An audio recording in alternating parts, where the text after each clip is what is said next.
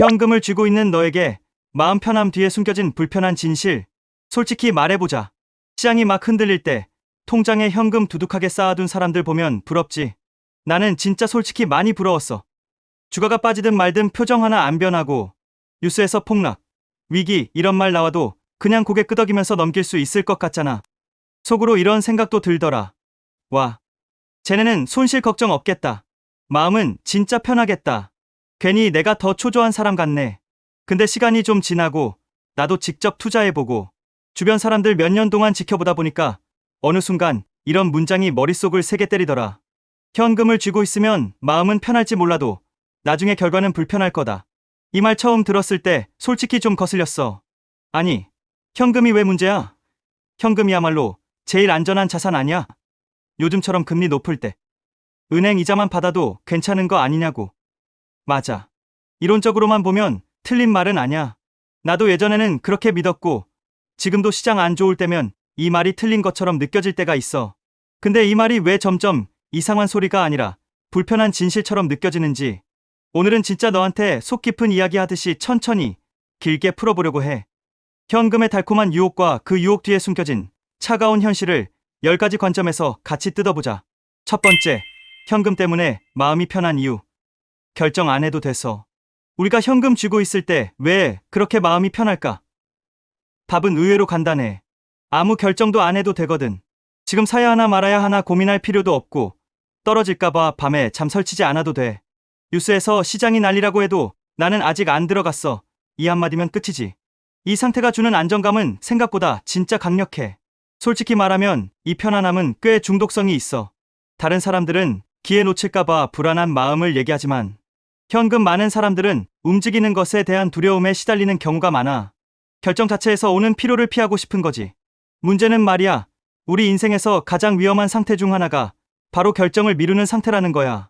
현금은 우리를 보호해주는 것 같지만 사실은 우리를 아무 일도 일어나지 않는 상태에 너무 오래 머물게 만들어. 결정하지 않는 건 결국 무언가를 얻을 기회를 포기하는 수동적인 결정이고 이게 장기적으로 볼 때는 가장 비싼 선택이 될 수 있어. 이 결정 회피가 투자에서 가장 중요한 불확실성 감소를 막아버리는 거지. 두 번째, 현금은 안전 자산이 아니라 성장 정지 버튼이야. 사람들은 현금은 안전하다고 말해. 통장 잔고 숫자가 눈에 띄게 줄어들지 않으니까. 근데 냉정하게 보면 현금은 안전한 자산이라기보다 정지된 상태에 가까워. 주식은 변동성이 있지만 기업이 성장하면 가치 커지잖아. 부동산도 결국 물가 오르는 거랑 수요를 따라서 가치가 올라가고 이 모든 자산들은 시간이라는 요소를 활용해서 가치를 키워나가. 세상은 매일 가치를 만들어내고 돈이 움직이고 새로운 기회가 생겨나. 세상의 경제는 끊임없이 커지고 있고 자본주의는 원래 성장을 추구해. 근데 현금은 어때? 1년이 지나도 그대로고 5년이 지나도 그대로야.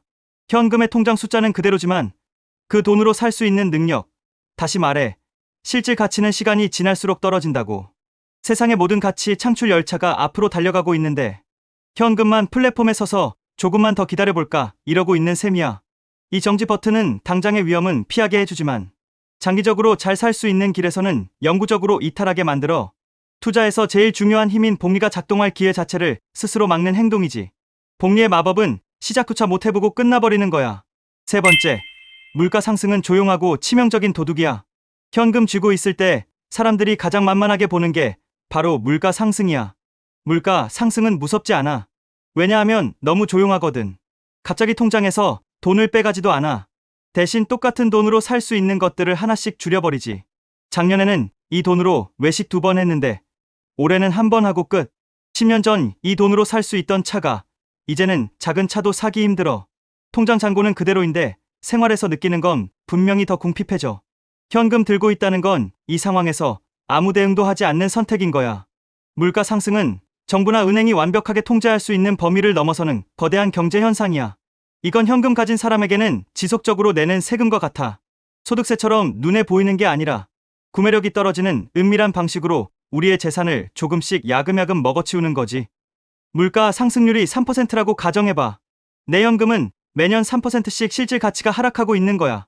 은행 이자가 이거보다 낮다면 너는 돈을 잃고 있는 중인 거지. 현금은 물가 상승을 피하는 방주가 아니라 조용히 바다 밑으로 가라앉는 배와 같다는 걸 알아야 해. 네 번째, 현금 많을수록 배짱이 커지는 게 아니라 겁이 많아져. 이건 진짜 아이러니야. 돈이 많으면 배짱도 커질 것 같지 않아? 근데 현실은 정반대야. 현금 비중이 높을수록 사람은 점점 더 겁이 많아져. 현금을 잔뜩 가지고 있는 사람들은 시장을 분석하는 게 아니라 최저점을 맞추려는 신의 영역에 도전해. 떨어지면 아직 더 떨어질 것 같아서 못 사고, 오르면 이미 늦은 것 같아서 못 사. 시장은 그들에게 항상 너는 틀렸다는 증거만 제공하는 것처럼 느껴지겠지. 그래서 항상 완벽한 타이밍만 기다려. 그들이 원하는 완벽한 타이밍은 모든 불확실성이 사라지고 모두가 이제 안전해라고 동의하는 순간이야. 근데 살면서 그 타이밍은 거의 오지 않아. 투자란 원래 불확실성과의 싸움이거든. 불확실성이 사라지는 순간 이미 자산 가격은 저 멀리 날아간 뒤야. 결과는 늘 똑같아. 아무것도 안 해. 이들은 현금 때문에 심리적인 안정감은 느끼지만 이건 기회를 놓치는 엄청난 대가를 치르는 공포의 결과물이야. 현금은 그들에게 자유를 주는 총알이 아니라 행동을 못하게 마비시키는 족쇄가 되어버려. 현금 규모가 클수록 그 돈을 잃을까봐 더 크게 두려워하고 이 공포가 모든 이성적인 투자 결정을 망가뜨리는 거지. 다섯 번째, 조금만 더 기다리자는 말의 진짜 의미는 미래의 불편함 떠넘기기. 조금만 더 지켜보자. 지금은 애매해. 다음 기회가 있겠지. 이 말 되게 그럴듯하게 들리지? 근데 이 말의 진짜 의미는 딱 하나야. 지금의 불편함인 투자 결정, 손실 위험을 피하겠다. 투자는 원래 불편한 거야. 불확실하고 손실 가능성도 있고 마음이 편하지 않아. 이게 투자의 본질적인 속성이야.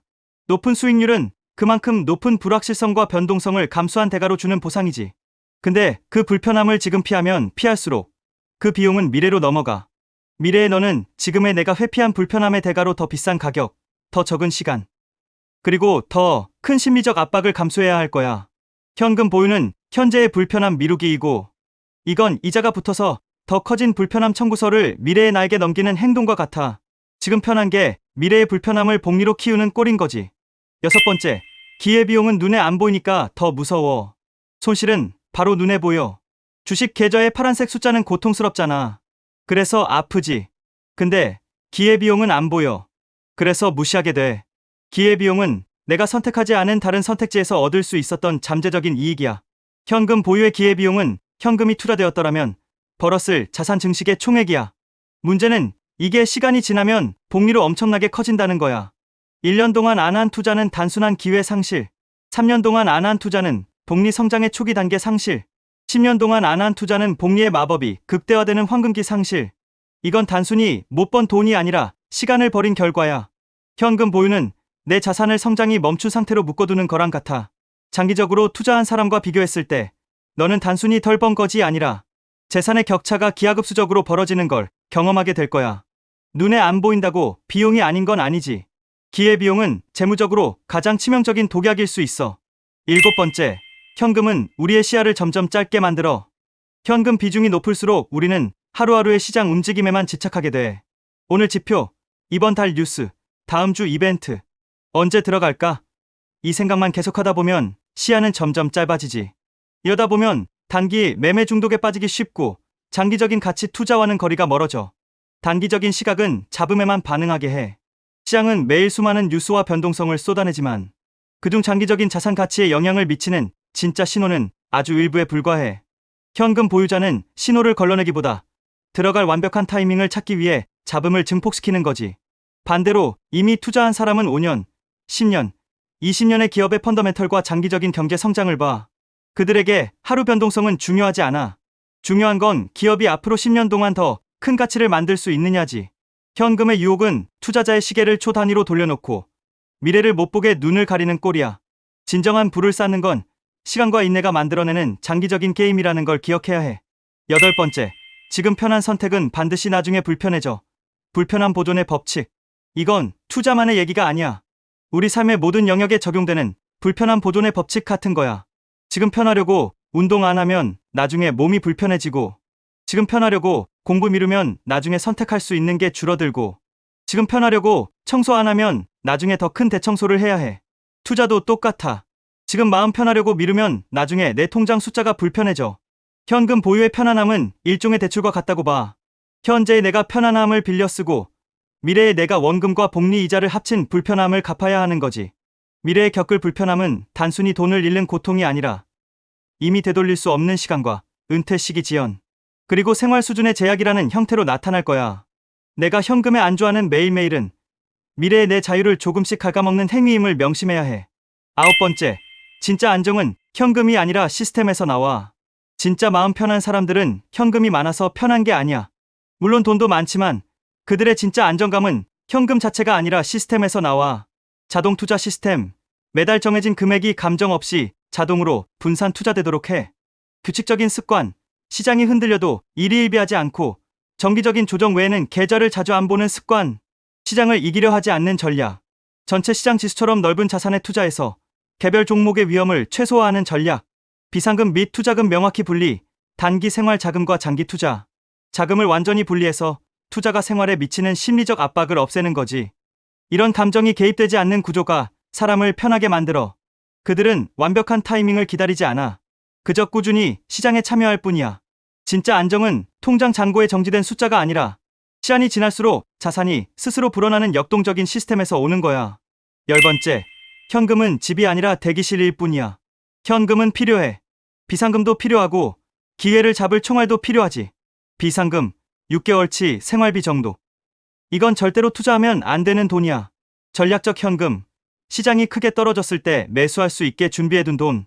하지만 현금은 우리가 평생 살아야 할 집은 아니야. 잠깐 머무는 대기실일 뿐이지. 대기실에 너무 오래 머물면 내가 기다리는 기회가 이미 너를 지나쳐 버렸을 가능성이 높아. 투자란 결국 돈을 잠재력이 높은 곳에 배치하는 행동이야. 현금은 잠재력이 가장 낮은 자산 중 하나지.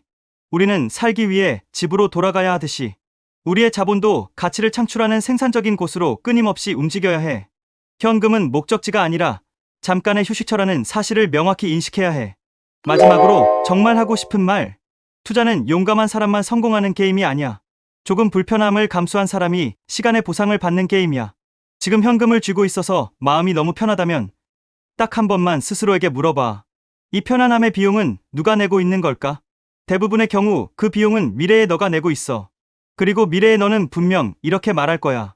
그때 조금 불안했지만 그래도 투자 시작해줘서 고맙다. 현금을 껴안고 느끼는 안락함은 달콤하지만 길게 보면 그건 가장 비싼 사치일 수 있어.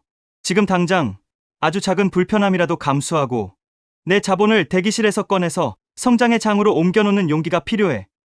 오늘이 바로 미래의 내가 고마워할 그 불편한 시작이 되길 바래.